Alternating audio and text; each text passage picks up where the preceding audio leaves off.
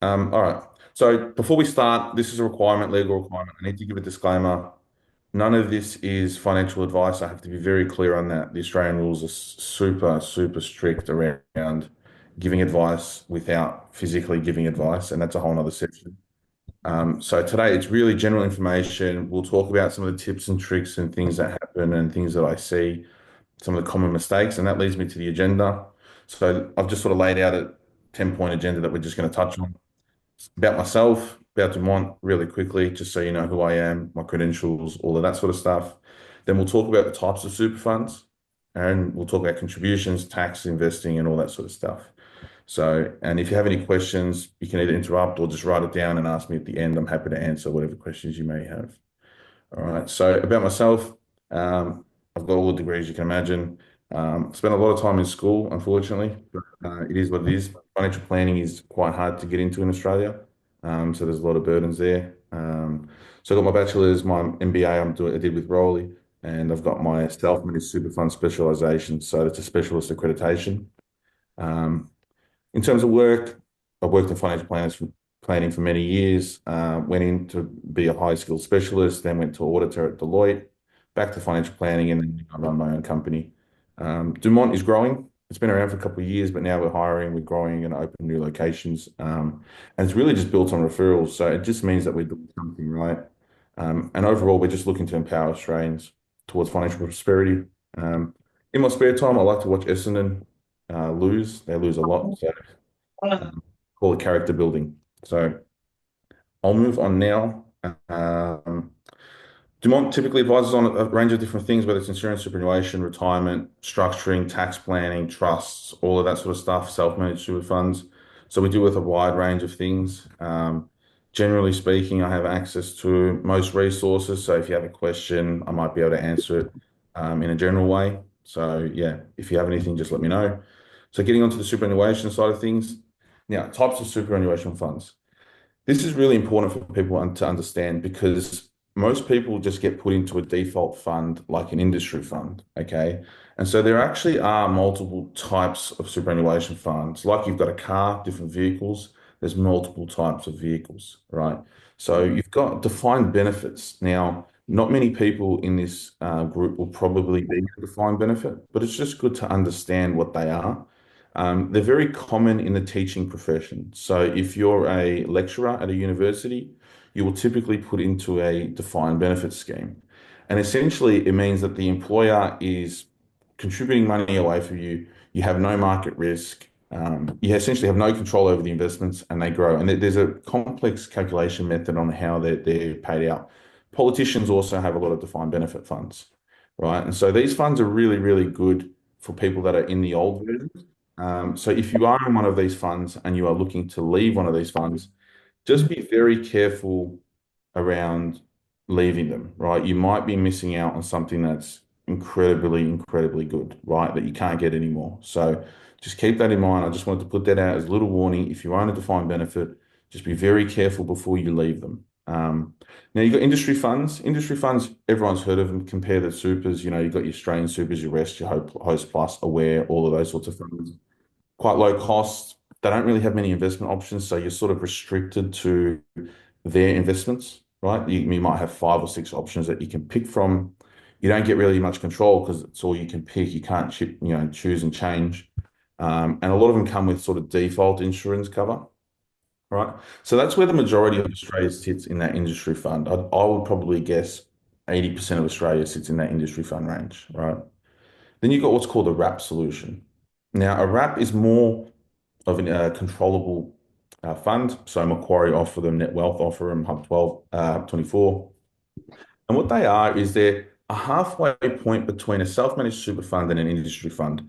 And what I mean by that is a lot of them give you access to a broad range of investment options. So whether it's, international shares, Australian shares, different types of funds, all of that sort of stuff, right? And so they're really good for advisors use them a lot because we have tailored investment strategies.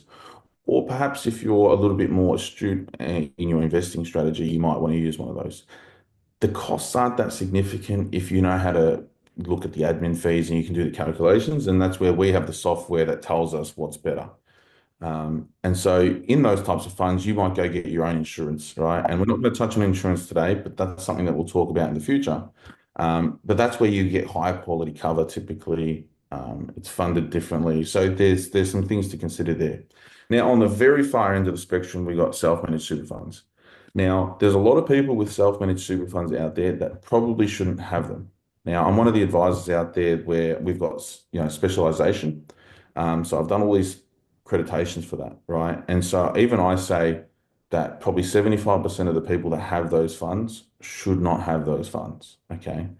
And the reason a lot of them have those funds is because there are people out there that try to push, ordinary Australians into property, right? And so a way of buying actual physical property in the fund is you have to have a self-managed super fund. Okay. So you'll get a lot of, say, mortgage brokers will push that. They'll say, oh, you can buy an apartment in your super, we can help you with the lending. That happens a lot. There's a lot of, scam out there because there's different rules around who's at fault if something goes wrong. So under the Australian law, in an industry fund and a wrap fund, you have protections. Okay, so you might have seen in the news recently where people have lost a lot of money, and they're getting repaid back, or they have at least some type of recourse. Self-managed super funds don't have any of that, right? There's very limited. You are the trustee, right? Which means that you are responsible.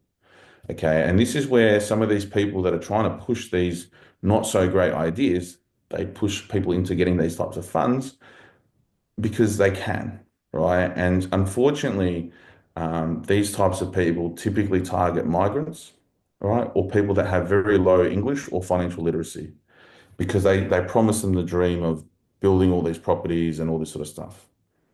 A self-managed super fund, in my personal opinion, is only relevant if you're buying it for commercial property that you're going to run a business out of, commercial assets like sort of warehouses, that sort of stuff, or if you have a very high balance. So, we're talking a couple million, right? Because then the cost becomes more cost efficient. They're expensive to set up. They're expensive to maintain. Just be very, very, very careful about anyone trying to push you into a self-managed super fund, right? I've seen so many people lose a lot of money because of these funds, right? And so what you need to think about is who's getting paid at the end of it. Financial planners get paid a lot of money to set them up, right? And I intentionally tell people, do not set them up, okay? Be very, very careful. So I just wanted to make that an emphasis on that point because that is probably where we see most people that don't have an understanding of the system lose their life savings. I'll be honest. That's where these scammers use this loophole because you're responsible and then you put your money there and you lose it, bad luck, right? So just be very careful on self-managed funds. I'm just going to move on to the next because I know we're running out of time. Contributions and components. So another thing that confuses a lot of people that aren't aware around how contributions work and what they mean. Okay. And this is really important because I assume most of the people in the group here are working. So it's relevant at the moment. Okay. So I don't know what these yellow red marks are, but um, concessional contributions. So you've got two types of contributions, right? And this is an important thing to distinguish. What's called a concessional contribution and a non-concessional contribution. And the easiest way to think of it is concessional is when the government gives you a tax break. Essentially, they give you a tax deduction for that contribution, right? So employers are accounted for towards this cap, right? And it's the government's sneaky way of making sure that you don't get too much of a tax deduction.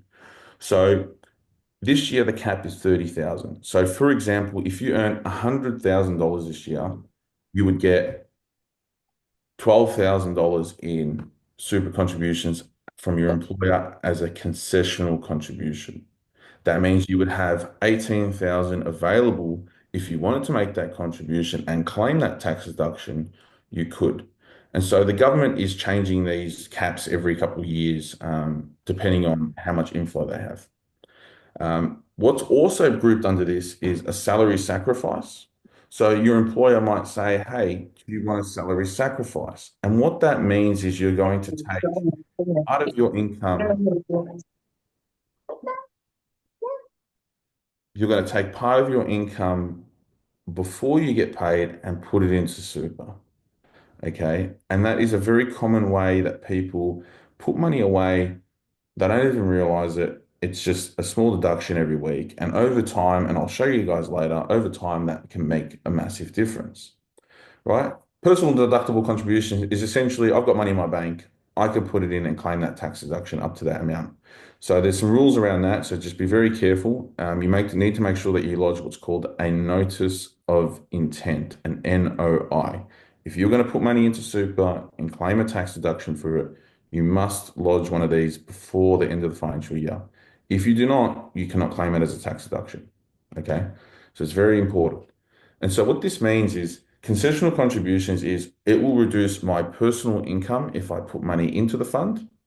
But when the fund receives that money, so just say I put $10,000 in, the fund will be taxed at 15%. So your fund will actually receive 8,500.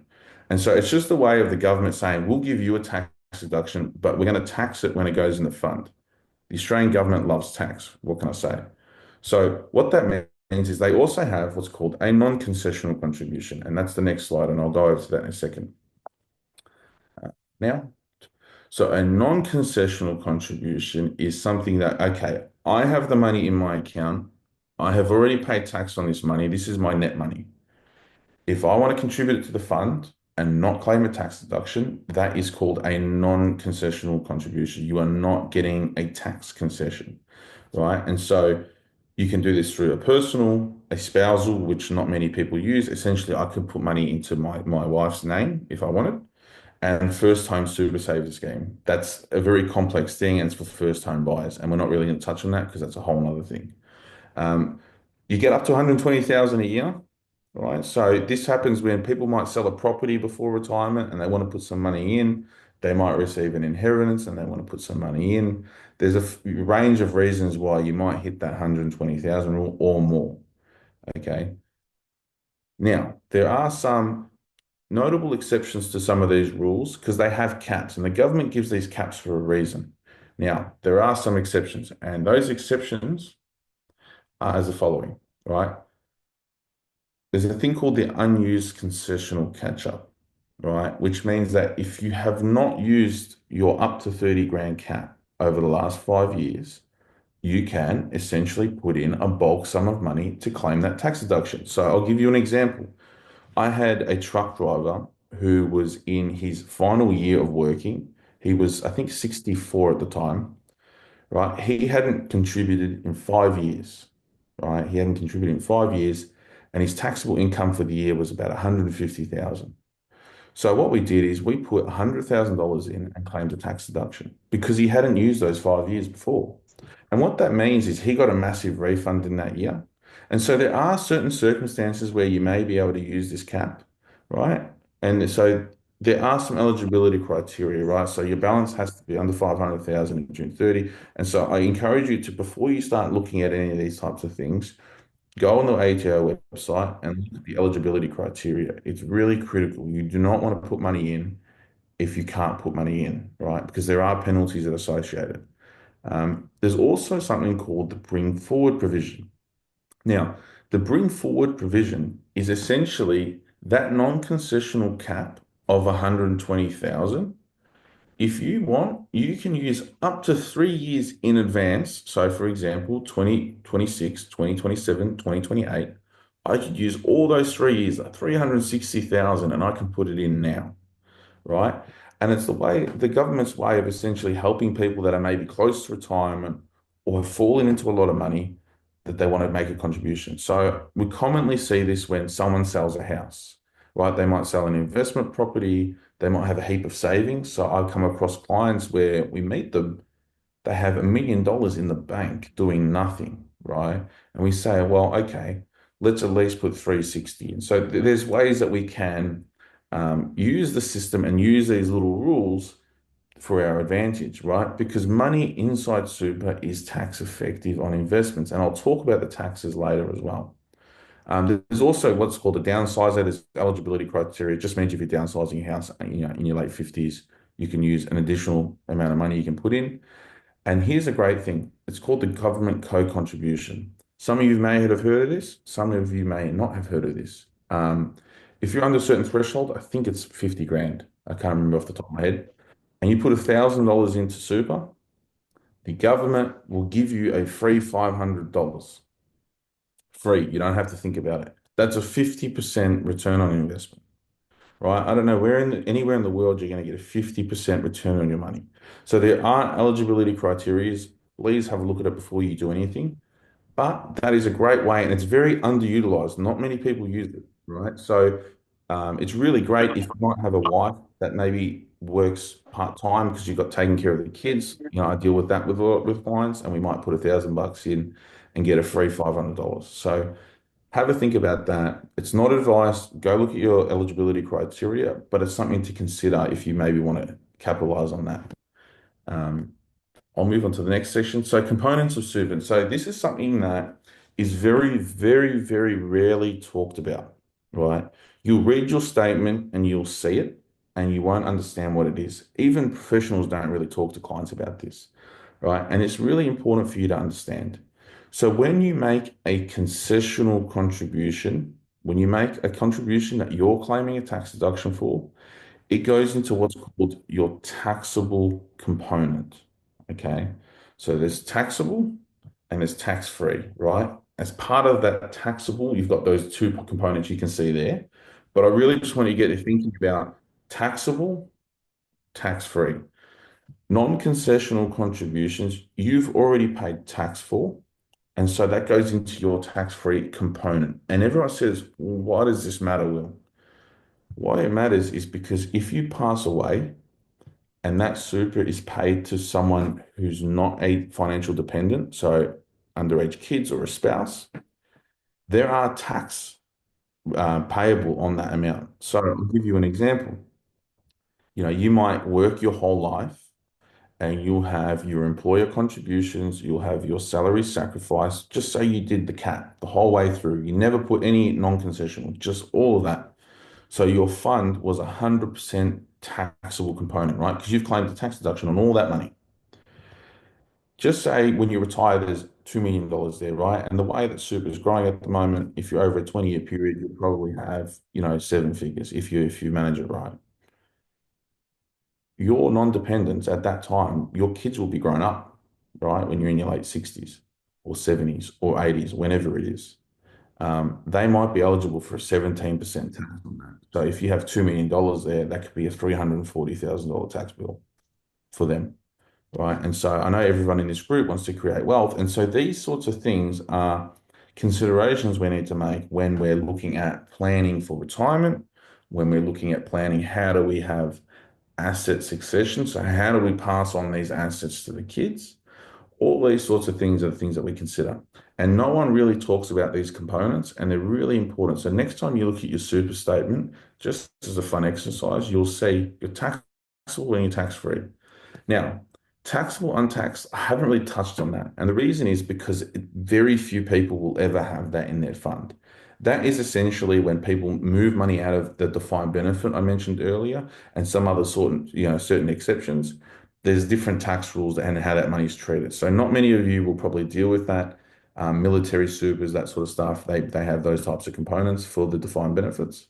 So I'm not really going to go into that. So what you guys need to think about is I've got the taxable tax, which is where my concessional contributions go, and my tax-free. And so as the balance grows, it's done as a percentage, right? So you might have 95% in taxable. So if your balance grows, 95% of that will be taxed upon your death if it goes to a non-dependent. So I just want to make sure everyone's clear about that. That's a really, really important thing to think about, especially as you get a bit older and those sorts of things become a bit more relevant. You've got kids that are older, your spouse may no longer be here. So there's no one dependent on you. Those things become a big issue.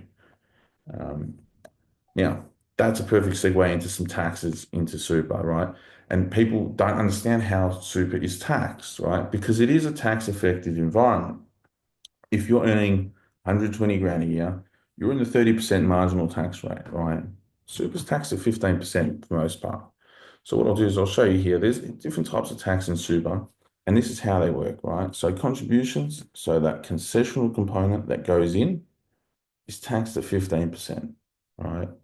Capital gains taxes, they're worked out a little bit differently, right? Because personally, we get a 50% discount. Super funds don't get a 50% discount. They actually get a 33% discount, right? Which makes their tax rate 10% on capital gains, right? But you have to have the asset for more than 12 months. And so there's earning tax at 15%, and then death and all that sort of stuff I've sort of touched on already. Insurance payouts are much different as well. Disability and life insurance payouts, there can be some serious tax bills there as well if you don't manage it right. So if you are going through a claim and you do claim a disability, just say it's a couple hundred grand, I highly, highly recommend that you get financial advice because if you don't manage it right, there's some certain things you need to do. You can actually be up for a massive tax bill if you're trying to access that money. All right, so I just want to touch on that. That's a big one as well. You might pay a couple 100,000 if you have $1 million life policy or TPD policy that gets paid out. There might be some taxes there if you don't take the right steps. There's some things you need to do for that. So I'll just move on now. Now, investing. Now, Rolly said that you guys had someone outside come and talk about investing, which is great, right? And so this sort of part I can skip through a little bit quicker, I would say. Different types of super funds, like the funds I mentioned before, you've got the industry and the wrap and the self-managed, have access to different investments, right? Your industry funds will typically only allow you to buy their managed funds, which will contain a mix of these types of assets, okay? A mix of direct shares, a mix of property, all of that sort of stuff. When you get into the wrap accounts, so that more control that you get, you can actually buy direct shares. Most of the industry funds won't allow you to do that. You can buy exchange traded funds. Most of the industry funds won't allow you to do that.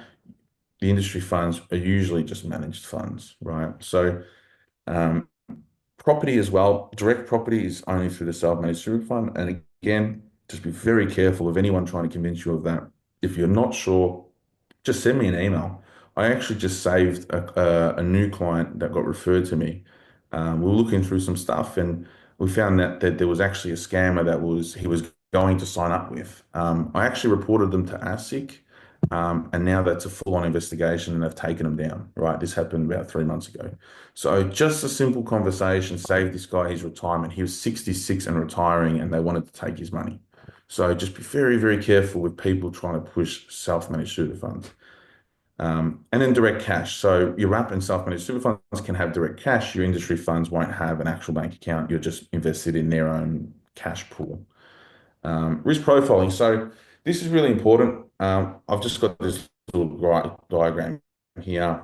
High growth, you got more assets in shares and property and infrastructure, less in cash. And this leads into my next slide, which shows you an actual table, which is a really good indicator around, okay, if I've got this much time, how should I think about my investment strategy? And so this is what's called asset allocation. Now, everyone's different. You should get your own financial advice based on your own goals. But this is a table that we just sort of look at as a guide saying, well, we've got a questionnaire. It's got 8 questions. We go through that with clients. That spits out an outcome and that tells us where we think they might be investing. And then we say, well, does that match with their timeline, how they think they should invest? So for most of us, and this, segments focus on superannuation. Superannuation is something we're accessing when we're 60, 65, 70. For the most of us, that means our investment horizon is 10 plus years for most of us, right? If you're closer to 60, it might be a little bit less, but for the most part, you're probably, in this sort of horizon here, okay, for this group anyway. So when we're looking at that, we're saying, well, how much exposure should we have to international shares, whether it's the US, Asia markets, Europe, whatever it is? How much should we have in Australian shares?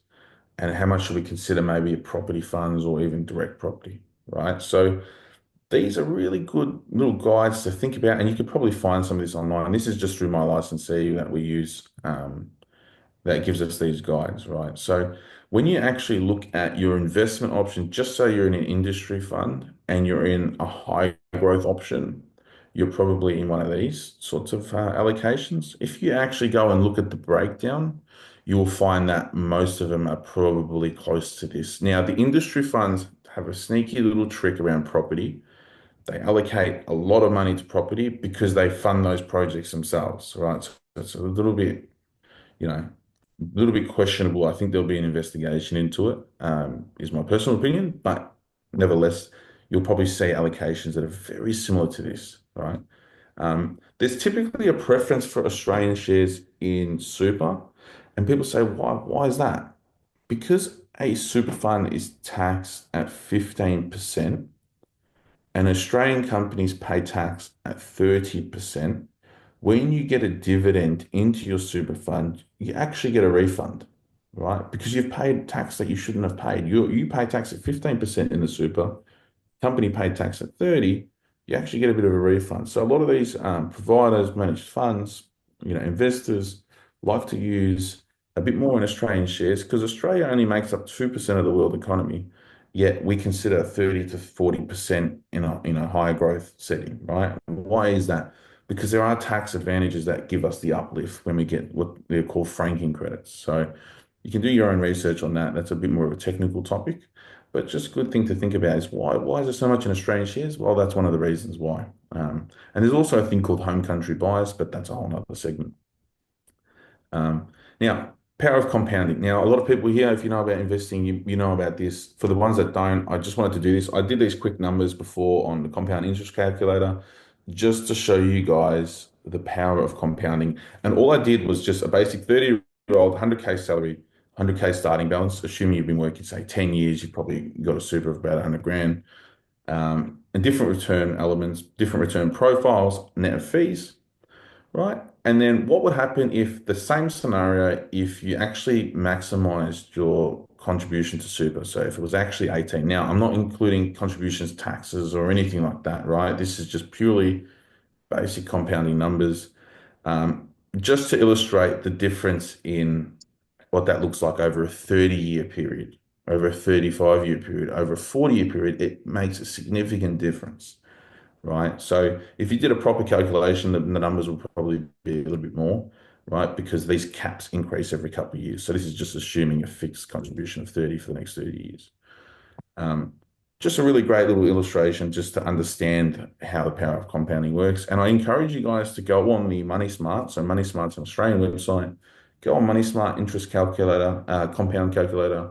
Just play around with it. Really good numbers. So you say, if I did this, what else Thank you, my compound? chance. Sorry? Um, Now, another thing that people don't think about is the costs in super. Every single superannuation fund has costs. Now, you'll see them on the news and they say, look, we've got this admin fee and we're doing this. And I just did a quick comparison through my software just to sort of show you how different funds adjust their fees, right? And what this is going to show you is just because they have a low admin fund fee doesn't mean that they're cheap. Okay, there's a lot of hidden costs. So I did this on my software really quickly just before. I can't actually say the funds that I use because then that might be considered advice. So, but they are industry funds. They're well known. Half of you are probably in them.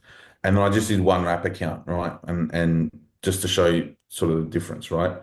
Now, one of the funds, this is one of the funds that boasts very, very low fees online. Oh, we've got such a low admin fee. Now, these are all in high growth options, right? That's why the investment fees are very similar, right? They're all high growth options. So if we go back to that other table down the higher end, now look at the performance fees of the low admin fund, right? We've had a bad year. Why are they charging such performance fees, right? Now, the wrap account, this investment manager didn't have a performance fee, right? But you've charged a little bit more in admin. So these are the sorts of things people don't understand. There's the same balance. So it's on a 500K balance. They're all on all growth options. There's no insurance in the fund. There's no advice fees, nothing. Now, this fund here says, okay, our admin fee is not great, but our investment costs are pretty low, right? Our performance fees are low, but they're charging membership fees. So each fund has a little different fee profile to get a little bit more money back, right? The other thing people don't realize is in a lot of these industry funds, and I'm not bashing them because if you've got a low balance, it's a really good way to help grow that balance.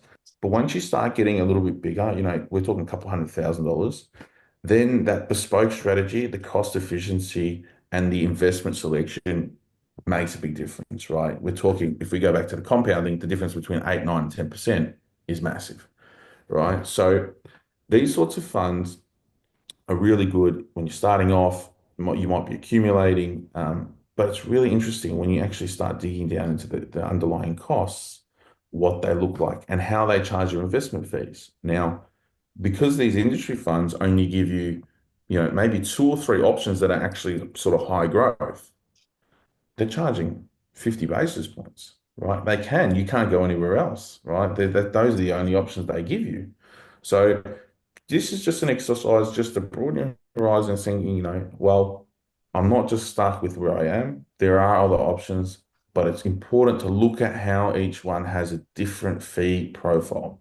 Really important, right? Because just because they advertise a good admin fee does not mean that they are cheap, right? So that's a really good one. These are two really famous industry funds. You probably see them on TV all the time, right?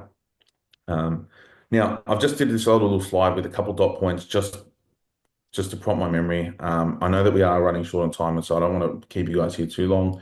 Accessing super, typically it's 60 and above. If you stop working, 65, you've got unconditional access. If you are disabled or temporary or incapacitated, there's a whole restrictions around that. So really look into the rules. Um, there are some financial provisions, but they're very strict. And so some of those people that say, "Oh, I'm going to get 5 grand to get my teeth done," it's a lot of headache for 5 grand, really. You may as well just save the money if you can. There are circumstances where it's warranted. You might have, some people in financial distress where they can't pay the mortgage. They had something crazy happen. I get it. But for the most part, just think in your head, it's long term, it's retirement. I'm touching it when I'm in my late 60s, and hopefully everyone gets there with good health. Preserve unpreserved, similar philosophy is whether you can access it or not. Now, valid nominations. Valid nominations are such a key part that you guys need to really be aware of. Now, a nomination is what's called a binding nomination. Okay. And it just instructs the fund that you're with where to pay the money when you die. Right. And no one likes to talk about death. I'm sorry, just give me a sec. No one likes to talk about death, but unfortunately, it is a part of life. And so a lot of people might nominate a sister or a brother or someone like that, a parent. You cannot nominate those people. They are not, unless they are financially dependent. So there's a test for it. Typically speaking, it's spouses or dependent kids, right? So you can Google online, just have a look around, make sure you make a nomination. Because if you do not and you pass away, then people that you may not like or may not want to receive your money can receive, can contest that money, right? So just really, really important thing. I see it's pretty much every single client has this wrong, right? And we get it right. It's very, very important. So have a look into it. It's worth the time. You will need to wet sign it, and you will need two witnesses. That's pretty much every fund that you'll ever deal with. Okay. So have a look into that. I'm happy to take questions on that later. But yeah, that's really important. Eligible service date, that's just another part of your super. You might see that on your form. That really comes into play if you are making a disability claim, right? So if that happens, we can have a conversation, retirement and super. So we may do another session in the future around what does it look like when you want to retire and how do we structure income flows and that sort of stuff. SMSF I've already touched on. Now, here's the 10 common mistakes, and I've probably touched on this throughout the presentation, but I'll just sort of do a recap on that. One, people make the wrong investment selections. If you have 30 years and you are sitting in an all cash option, it may significantly deteriorate the quality of your retirement, right? Seriously. Industry insurances. So you join an industry fund, you get that default insurance.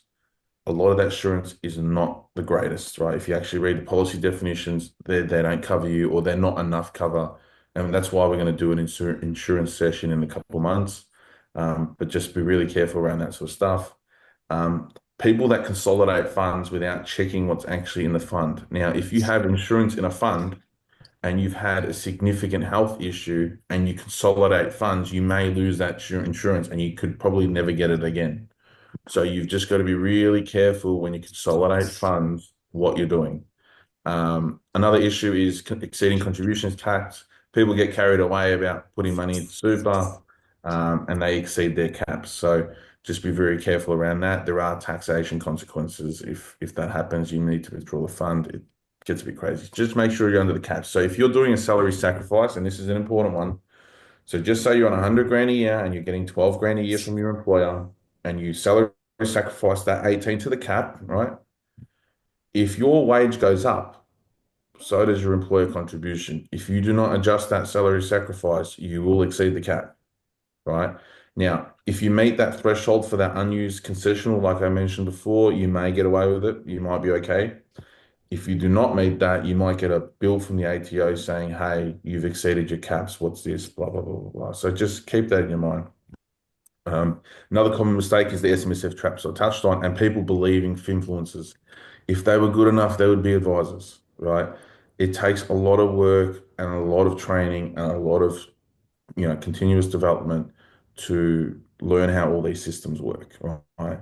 If they just go on ChatGPT and then spit out some Instagram nonsense, be very, very careful listening to what they say, right? Particularly the crypto people, right? I've seen people lose. We had a client that fell for one of those crypto scams, lost 600 grand, right? This is about 4 years ago, 5 years ago. So he just retired. It was like a month into retirement, and then fell for one of those influencer crypto scams and gave him all his life savings. So that sort of stuff we can't protect against people, but at least I can warn the next person. So just be very, very careful with these influencers. Um, I'll go to the next one. Multiple accounts. So contrary to the consolidation, if you have multiple accounts and you're paying multiple admin fees, like you saw on the other slide, you could be just paying a lot of money to all these different providers and not getting an additional benefit. So just be very conscious of that. Some people get a bit lazy, they can't be bothered, whatever it is. So maybe have a look into that. Losing cover. If your balance falls below 6 grand, you may lose your insurance cover, right? Now, if you've had a health issue, that could be a problem. The other thing as well is what's called opt-in.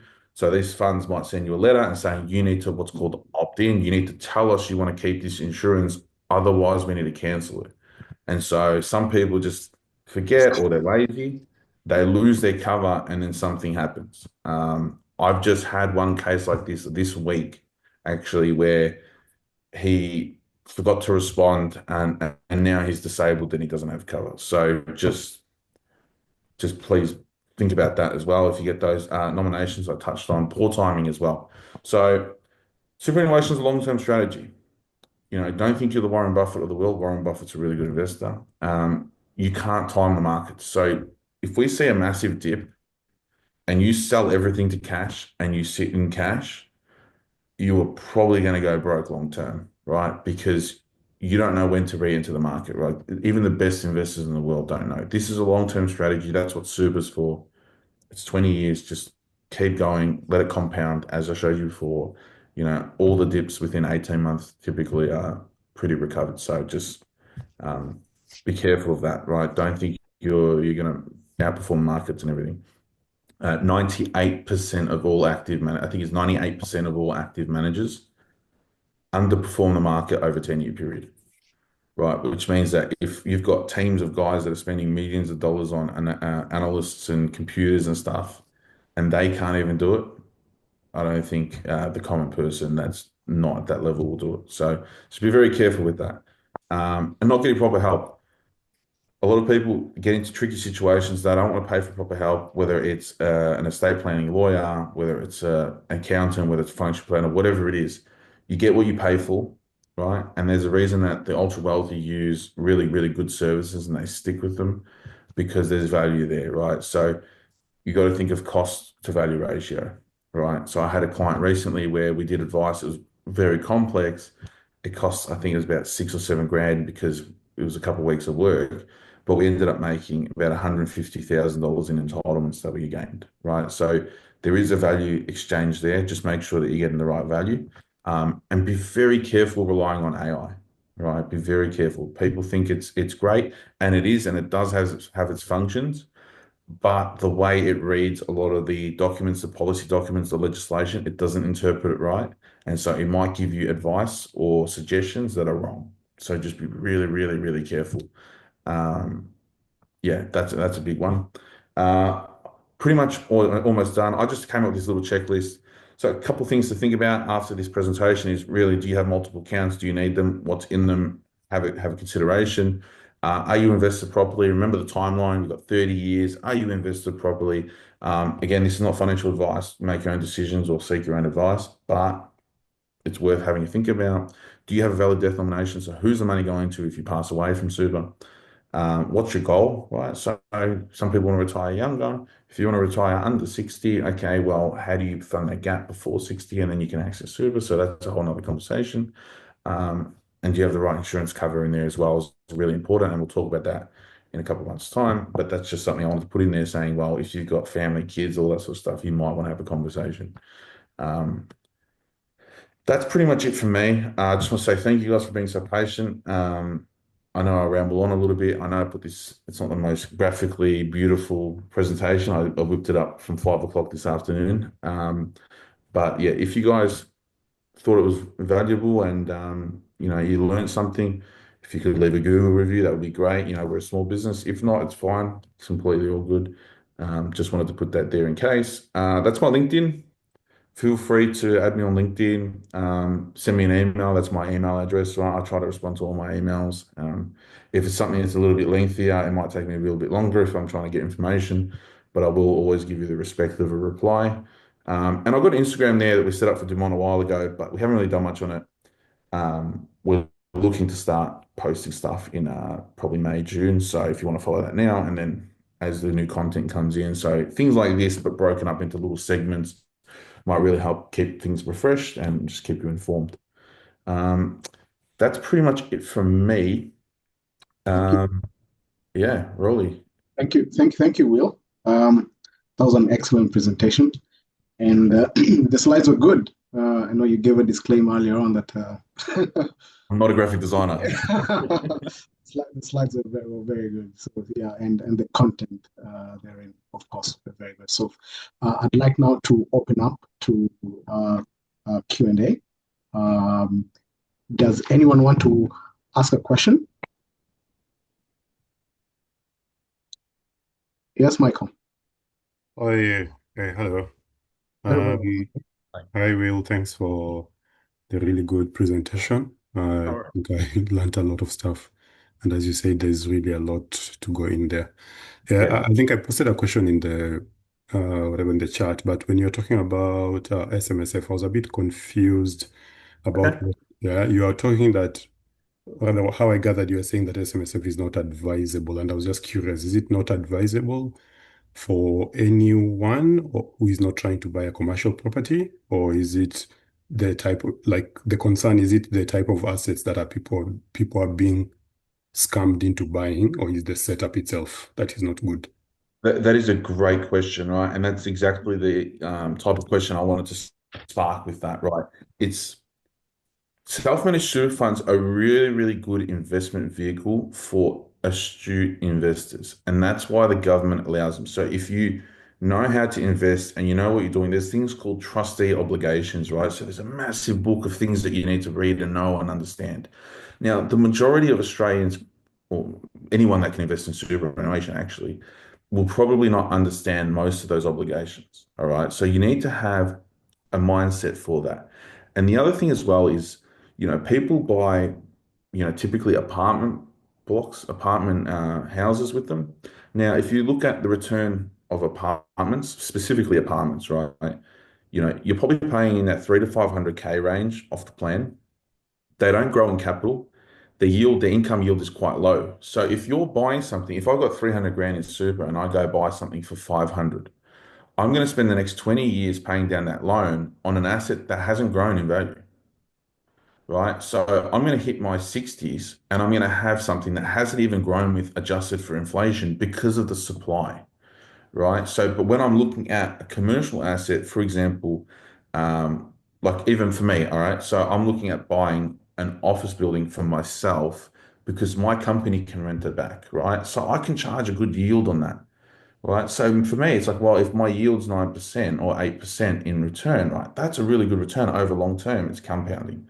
But these apartments and these residential properties that a lot of the SMSF people are trying to get people to buy just aren't fitting the bill. And the thing is, the way property is going in Australia, particularly Victoria, is if you want to buy something that actually has capital growth potential, you're talking 1,000 square meters, 1,500 square meters, whatever it is you're paying over a million, million and a half. Most super funds won't let you borrow that much, right? You probably have 50% LVR, so you might have to borrow 500 or $750,000, right, just to buy that property. So the other thing as well is they're not cash flow producing. So you've got to keep contributing more and more and more just to pay down that debt or the interest on that debt, right?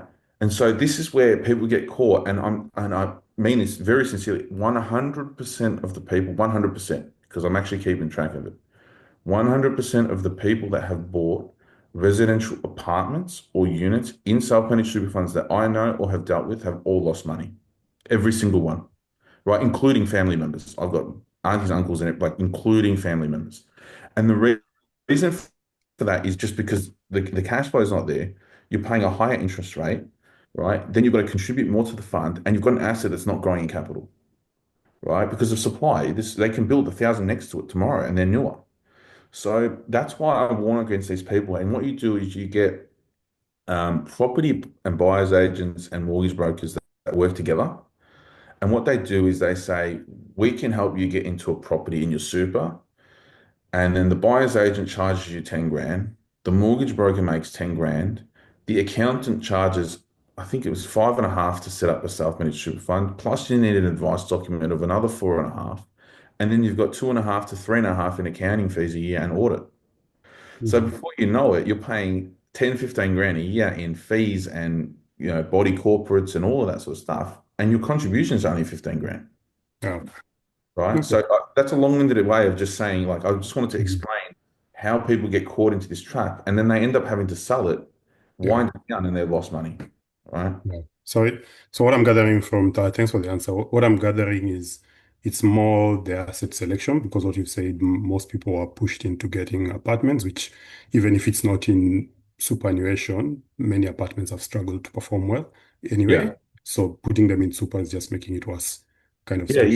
you got to remember it's your retirement Yeah. vehicle, right? Yeah. So if that asset was so good, you'd be able to fund it by cash flow outside, right? Because Mhm. at the end of the day, it's if there's not going to be capital growth, you're not worried about capital gains tax, right? Okay. So if the asset was really that good, so there's benefits to having property. So for example, I know people that have made a lot of money off warehouses, right? Because they have such high yield, they high square meterage, right? So even if you knock down the four concrete walls, you've got land, right? So those sorts of things, and that's not a recommendation to anyone, but those sorts of assets I've seen work much better, right? Particularly ones where you might have a business and you need a factory or a shop or something. It really helps facilitate that, right? And there's some more complex strategies that I probably won't get into for the group, but there are other certain circumstances where it might work. Yeah. But for the most part, really, that's not that great because once you take away body corp and all the fees and the accounting fees, it's on a smaller balance. It's just not worth it. Mhm. Um, you need the cash flow there. So Okay, cool. does that No, answer your question? yeah, I think it answers. What I gathered is, yeah, the asset selection is the main issue there. So, yeah, Yeah. if you can And find a way of getting a better asset, that probably, and I yeah, think as to your point, there's a lot of scammers trying to convince people to get into it. yeah, So, yeah, you have to be careful. they really prey on the people that are Yeah, hoping to accumulate wealth. And I yeah, see that a lot, right? People that are saying, I'm here, I'm working hard, I want to build wealth for my family, they go, you're the perfect person for me, right? Because they can sell you the dream, right? Just like they sold that client of mine that was retiring the dream, right? And I actually ended up reporting it to ASIC because that was an actual scam, right? But there are situations where, like you're saying, the asset selection, it's, well, do you have the balance to start to even buy that? So one of the other rules, for example, is if you have a debt on the property, so just say I buy a residential property for a million in super, I put 500 down and I borrow 500. The rules say that you cannot alter that property at all while there's a debt on it. So if you need to go and fix something, you can't actually do that. It's illegal. Right. So there's a lot of restrictions. You really need to, like, I've got a guide here about superannuation, self-managed super funds that we have to read. I think I've got it here. One second.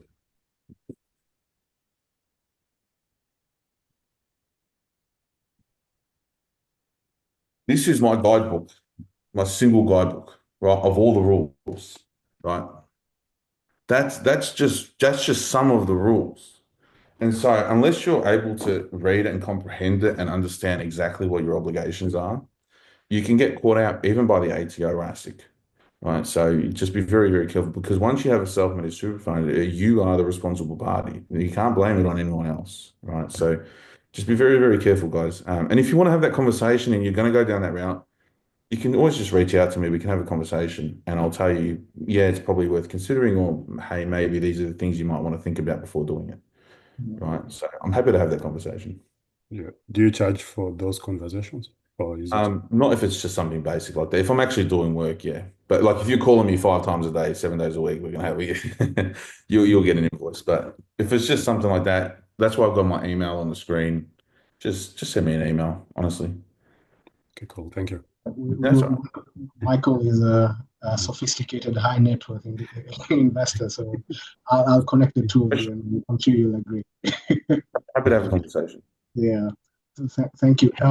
Anyone else with a question? How much time do you have, Will? Can you spare another I've got unlimited 10? time. Don't worry about my time. Okay, beautiful. Anyone else with a question before I ask what I have? Feel free to send a chat or just raise your hand and I'll choose and you go ahead. Meanwhile, Will, I have a question here. Sure. Uh, how should someone decide between investing outside super versus inside super? It's a good question. Well, the good thing about superannuation is you're getting your default employer contributions, right? So regardless, you need to come up with an investment strategy no matter what. Right. So you're mandated to have that. Now, whether you want to put it inside super or outside super, it's talking additional monies like the contributions. Now, it comes into a couple of different things, right? If you're in high income tax bracket, it may be worth the contribution just purely because of the tax efficiency of contributing into the super fund, right? So, for example, if you're on 200 grand a year and you're on a higher tax rate, just looking 1 second. Just say you're on over 190. So over 190, you're on 45% rate, right? Well, for every dollar you contribute, that's taxed at 15%. You're going to get a 30% return on your investments up to the cap, right? There's a thing called Div 293. I didn't touch on that, but that's a high income tax. So there might be a scenario where putting money in is tax efficient. Now, if you've got an investment property or a mortgage and you're paying down debt, right? Well, every dollar you put onto that is a guaranteed reduction. So just say your interest rate is 6%. Well, every dollar you put onto that mortgage, you're reducing, you're effectively getting a 6% return, right? So it's really individualized. I see a lot of people later in their life, they get to 50, 55, and they say, well, I've paid down the house, the kids are a bit older, now I'll start putting your money away. And so it's really an individual decision. If you have a lot of surplus cash flow, then yes, put money into the super fund, grow the super fund, and then you can also have an investment strategy outside. Now, people that want to retire at say 50, right? If you want to retire at 50, then you might have, 10 years before you can access your super. Well, how do you fund that? You're going to need tax money. You're going to need money outside of super, right? So it's really an individualized question. Depends on your tax rate. How much debt do you have personally? Does your spouse work? Do you have emergency funds? So that's a bit more of an individualized question. Sorry, I can't give you a specific answer. No worries, Will. I have actually three people who have texted me privately asking about if you could go through again the slide about the types of super funds, just quickly, maybe in summary. Yep. 1 second. Yeah, I think they joined a bit later. Yeah, that's And fine. yeah, Let me get back there. Was there a specific question about the types of super funds no, they no, no, had? just an overview of this again. Yeah, yeah. So the way I see the way I've done this anyway is Mm. this line here represents level of control. Okay. So this side, no control, this side, full control, right? Now, I just explained the self-managed super fund, so I think everyone should probably understand that by now. The defined benefits, again, this is where you might have a very specific employer, so military super, university lecturers. So like if you work at University of Melbourne, They have their own uni-super defined benefit. Qantas used to have that if you were a pilot back in the days. I'm not sure if they still have that now. That's a little bit different. So they contribute money into that fund. You have no market risk, and it's calculated based on a certain formula that they have. And if you Google UniSuper, you'll see what their formula is. So that's a bit, not many people deal with those. Now, industry funds, they're your Australian supers, your Awares, your Host Plus, your Rest, Australian Retirement Trust, like those sorts of funds. They're mass market. They deal with a lot of members. You don't really have many options. Australian Super has a bit more than the rest, but in terms of what you can actually invest in, if you actually look at the funds, you'll be able to see that they only have maybe 5 or 10 options that you can actually put your money into. Now, a wrap account is a halfway between the industry and a self-managed, where you have a bit more control. You have, it's an independent platform, whether it's like a Macquarie or a Net Wealth. There's a few different providers out there for that. And what they do is they say, look, we're going to do the administration, you do the investment selection, you manage it yourself. This is what a lot of advisors use, is what's called a wrap account. I don't know why they call it wrap, but that's what it's called. And so you might have, so Macquarie until recently had over 1,000 investment options. So if you had a particular strategy that you were trying to do, they most likely had whatever funds you needed. Exchange traded funds, pretty much most of the ASX 200. You could access all of those different fixed interest instruments. Ugh, sorry, say that 5 times fast. So things like term deposits and that sort of stuff. Um, yeah, there's a bit more control there because you can buy, sell, trade, whatever you want to do. Whereas in an industry fund, you can't really do that. You're just stuck with their managers. So I hope that clears it up. So you've got the 4 types of funds. You've got defined benefit, no control. Your employee puts some money in. Industry fund, it's pretty standard. Most people are in that. You've got a couple options. Usually it's the default. What they call the My Super option is probably what 90% of the people in this meeting would be in, is a My Super option. And then you have the wrap, which is, typically advisors or investment people that will use that a bit more because we have, a bit more flexibility, and then self-managers as described. Okay. And the wrap account, the right wrap type of super funds, typically individuals don't have access. You have to go through an advisor to get this, right? Just to There are some that are exclusive to advisors only, like for example Macquarie, but there are others out there that are not exclusive to advisors. So some of them like to work with advisors purely because we know what we're doing, so it brings the admin costs down for them. They don't have to interact with the client directly because the client interacts with us. But there are some funds out there. I'm pretty sure NetWealth Hub, Colonial First State might allow direct investment. That's a good question. I've never had that before, actually. Um, Does yeah, Vanguard fall into that wrap? Because I think Vanguard's introduced their own super.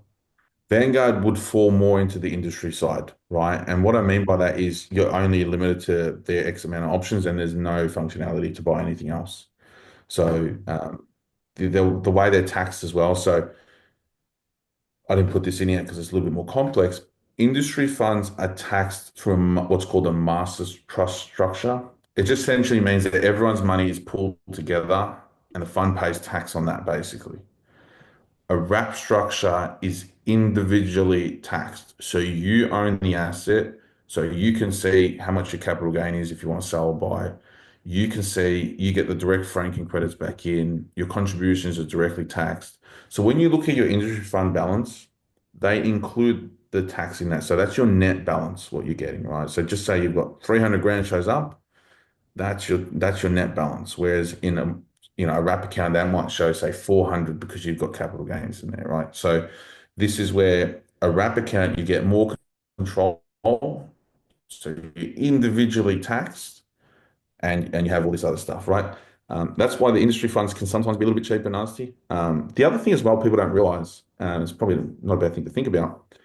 Industry funds actually have free advice centers, right? So you can call them, they have in fund advisors that they'll talk about their fund and they can help advise you in the fund. But that comes at a cost, right? Not cost to you, it comes at a cost to the fund.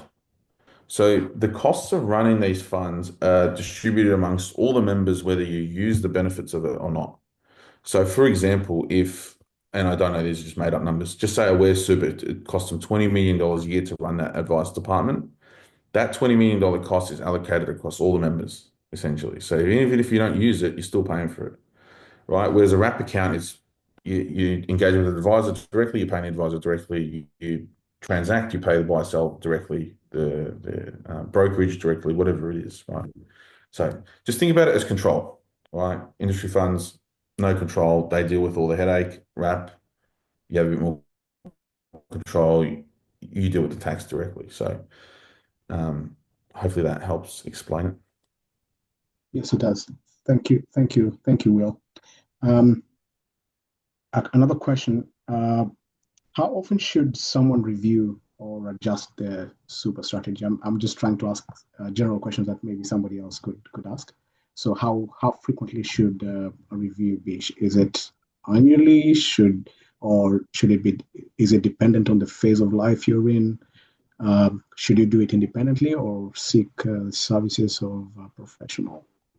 Yeah, look, that's a great question. So yes and no to all of the above. So typically with advice, we do one formal annual review, but we're always looking at it and if something happens, we make changes. For people, if they're investing over a 30-year period, like I showed you those investment timelines before, a lot of them are set and forget strategies if you've bought the right investments, right? They'll manage it, they'll deal with it. How they perform and their costs, right? That's where the advice side comes in. It's like when you're setting it up, if you buy it right and you deal with the right managers, they can be very beneficial long term. So I'll give you an example. Some of these funds are boasting really, really good returns, but if you actually compare them to the benchmark, they're underperforming, right? So that 1 or 2% a year, and I'm talking over a 10-year period, right? So if that 1, 2% a year over a 10-year period, we saw the difference before. So sometimes getting the right advice and structuring it properly up front can actually, yeah, you pay for it, but that long-term benefit is substantial.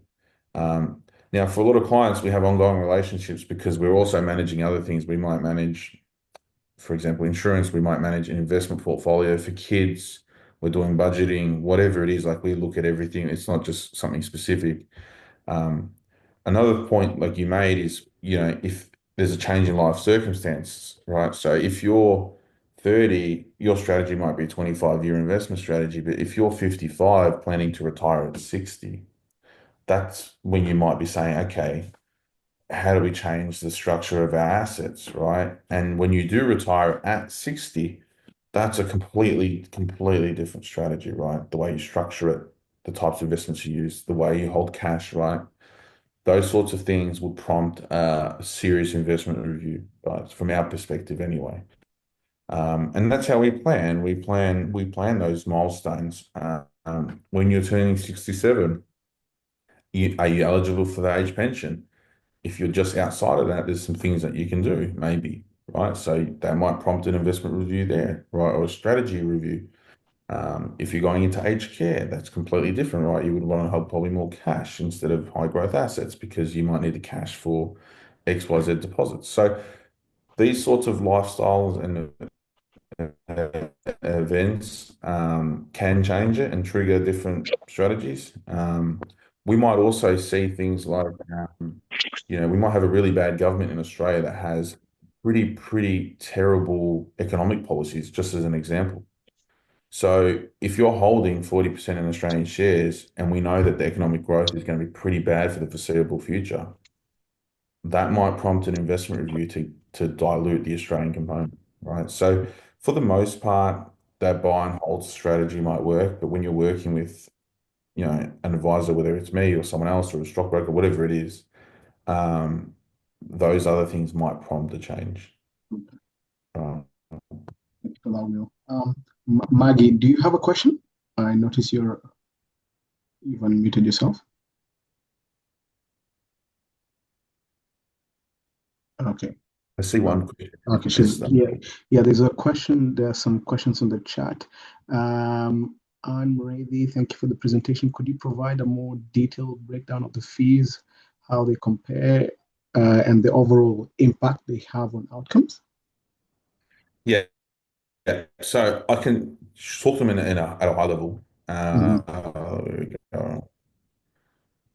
So this was just a basic comparison I did before through my software. So this is what I see on my end. Now, different funds might have different fee structures. This is just to illustrate, there's performance fees, membership fees, admin fees.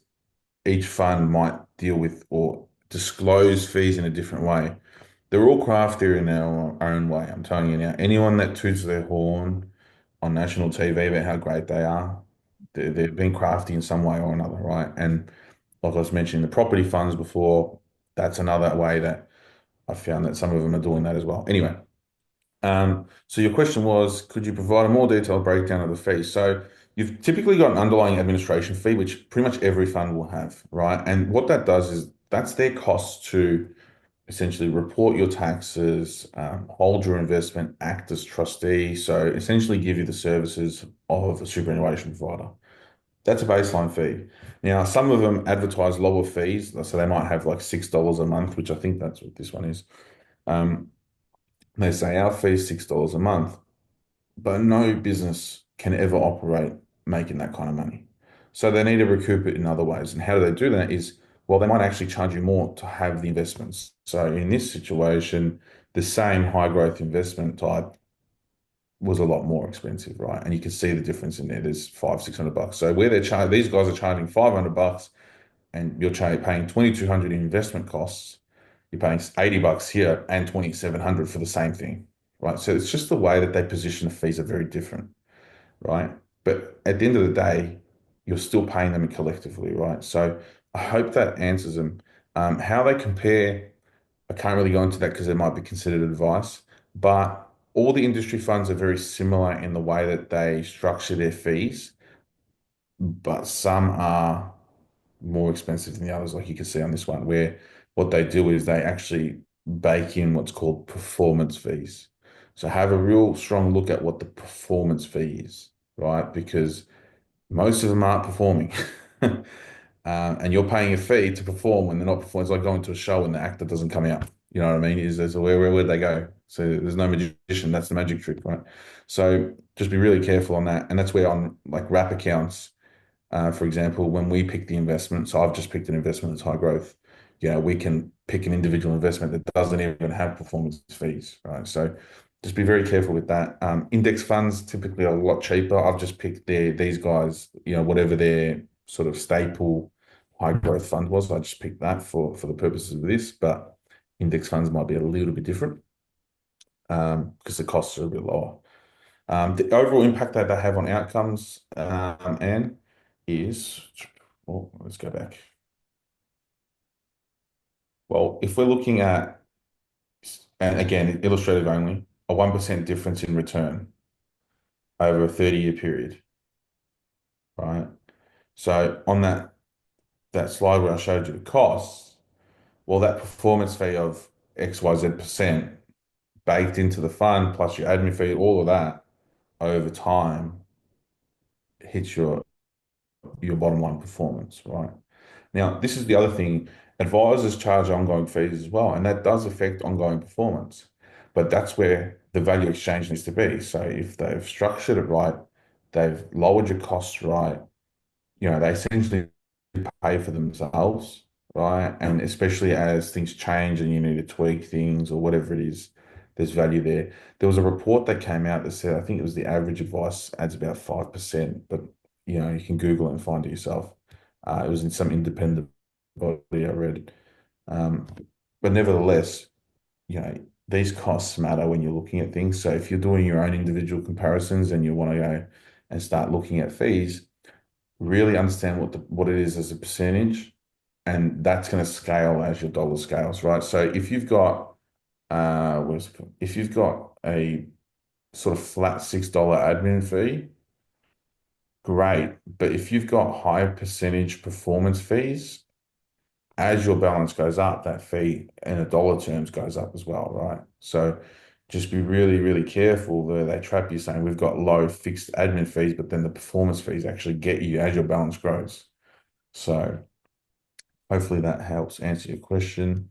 Thank you. Can you explain a bit more about the current super? That's a whole nother presentation there. Maybe just in brief. Yeah, I think the Australian market's pretty well insulated.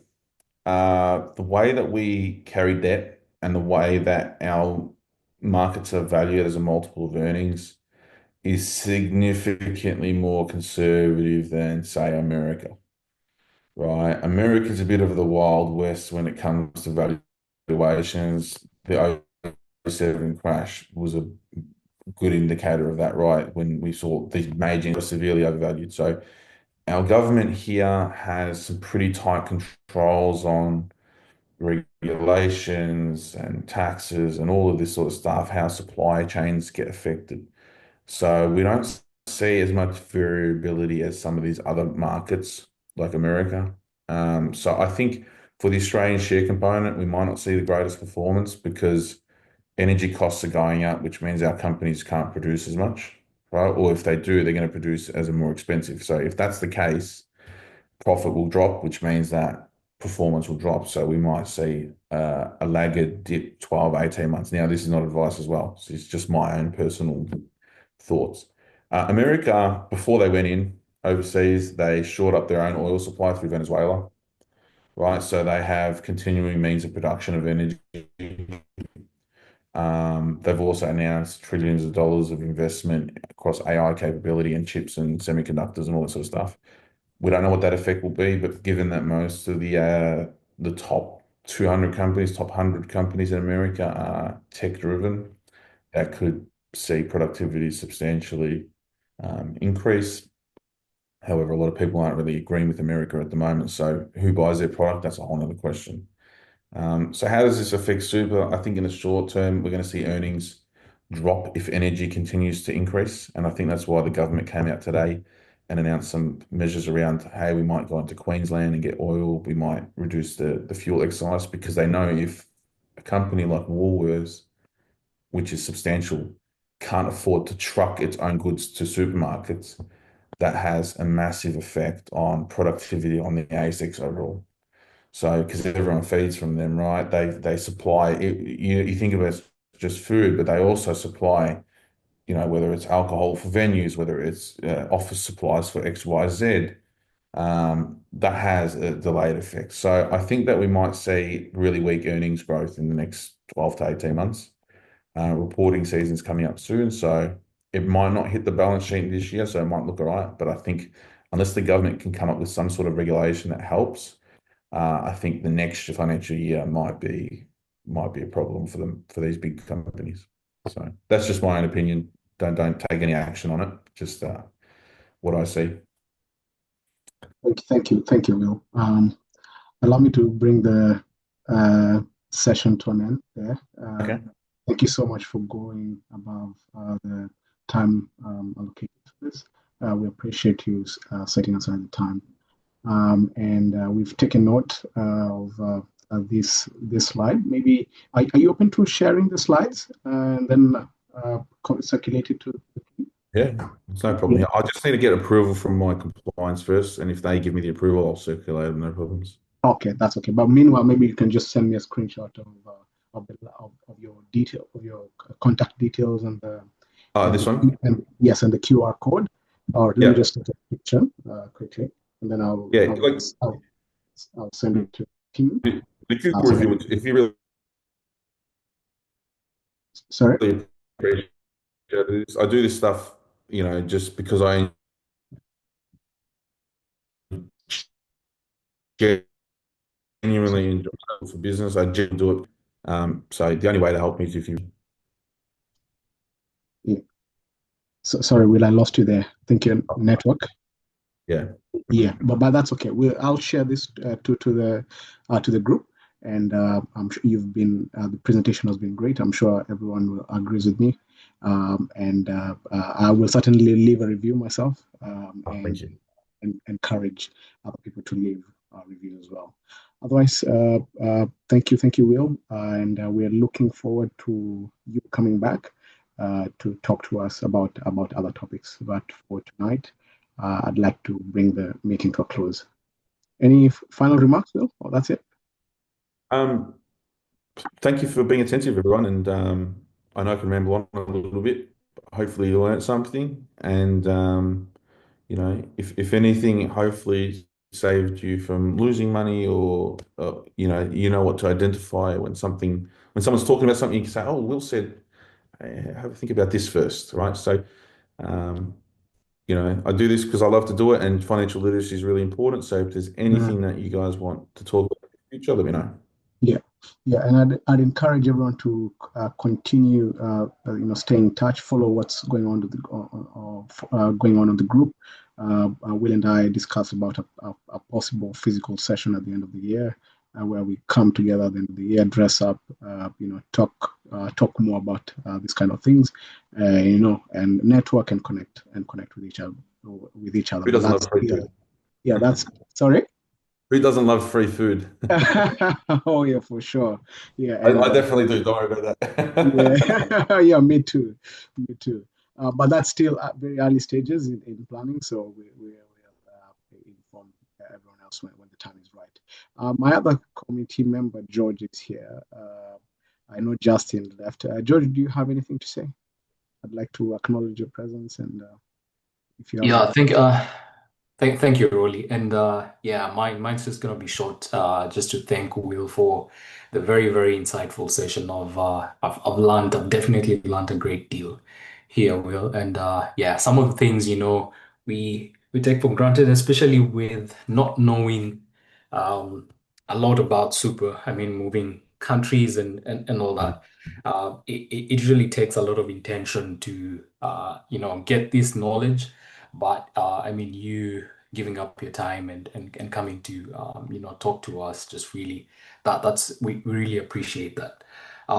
So yeah, of course, I know we'll have more sessions in the future to cover more topics. I'm really looking forward to that. And yeah, it's a really good presentation. That's my feedback, like of the session, Will. And yeah, we definitely welcome you again. The Kenyan community is happy to host you physically and virtually in the next sessions. So yeah, you're definitely welcome back again as many times as possible. Thank you. And I promise the graphics will be better next time. Oh no, they are good. Please just It continue was using. good. It was good. It was Trust me. good. Yeah. Right. Is there any is David chairman KCV here? Not bad for a couple of hours, I'd say. Yeah. Sorry, Will. David, are you here by any That's all chance? Uh, any representative from KCV leadership? Okay, it seems no one is here. Thank you, Will. See you next time. That's fine. I think we went a bit over time, so they probably weren't Yeah. expecting No worries. Thank you so much. Appreciate it, buddy. Thanks, Take care. guys. Have a All good right. night, everyone. You too. Yeah.